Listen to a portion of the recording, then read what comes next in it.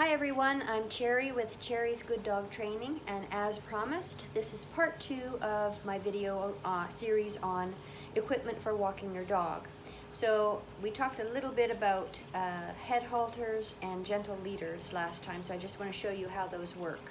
So this is a gentle leader, and the idea of this is if you have a dog that likes to pull and a harness isn't working, whether it's on the back or front clip, they're choking themselves on their flat collar, so often the gentle leader is a really good solution. So it looks a little confusing when you first take it out of the package, but it's really quite simple. If it's hanging down like this and you've got this little loop on the end, just pull that up like so, and the dog's nose will go through here, and then the part that the clip is on will just clip around the dog's head behind the ears, and then the bit that's hanging down right here goes on the leash. So you just clip that round behind the ears. I was hoping that I was going to have a Sheba model it for you, but she disappeared, so I'll just show you like this. So this part is the part that you put your leash on, like so, right? So there's the dog's nose. It doesn't stop them from being able to use their mouth. They can bark, they can eat. It just sits right here under the eyes. And the reason it works is when they pull, you hold it very lightly. You don't yank on this. You just hold it very lightly, like a anchor point. And when they pull too hard, they feel a tightening of this around their snout, and they don't like that sensation. So it's almost self-correcting. And I have used this successfully with very stubborn pullers.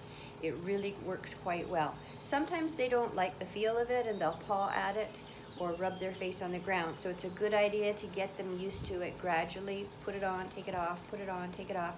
Let them wear it around the house, give them a reward, and then gradually attach the leash to it, get them used to having it with the leash, and then take them out for the walk.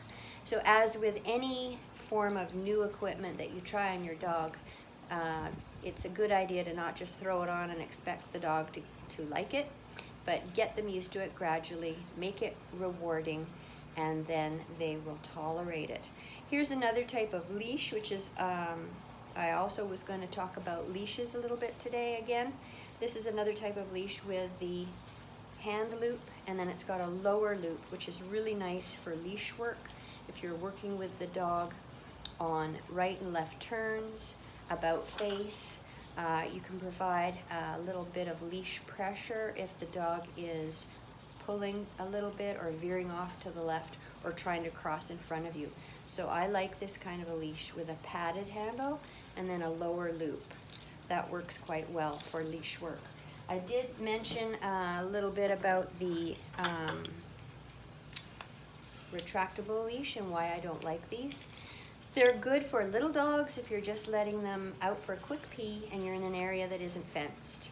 They are also good for what I call a decompression walk, where you're somewhere you just want to let the dog have a little free time to sniff around, especially a small dog.